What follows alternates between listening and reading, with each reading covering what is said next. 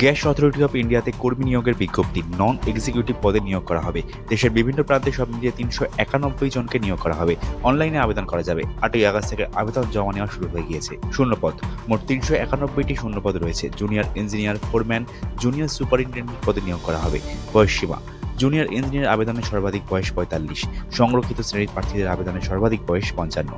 Foreman এই পদে আবেদনের সর্বাধিক বয়স ৩৩, সংরক্ষিত শ্রেণীর প্রার্থীদের জন্য আবেদনের বয়স ৪৩ বছর। অপারেটর এই পদের আবেদনের সর্বাধিক বয়স হতে হবে ২৬ বছরের মধ্যে। আবেদন ফি: এই পদে আবেদনের জন্য ফি লাগবে ৫০ টাকা। সংরক্ষিত শ্রেণীর প্রার্থীদের জন্য কোনো আবেদন ফি লাগবে না।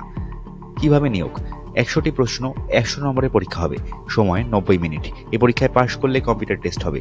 এরপর অপারেটর পোস্টের জন্য শারীরিক সক্ষমতার টেস্ট হবে। কিভাবে আবেদন: গেলের অফিসিয়াল ওয়েবসাইটে গিয়ে আবেদন করতে হবে। নাম, মোবাইল নাম্বার, ইমেল আইডি দিয়ে রেজিস্ট্রেশন করতে হবে। এরপর নথি আপলোড করতে হবে। আবেদন ফি জমা দিয়ে আবেদন করতে হবে।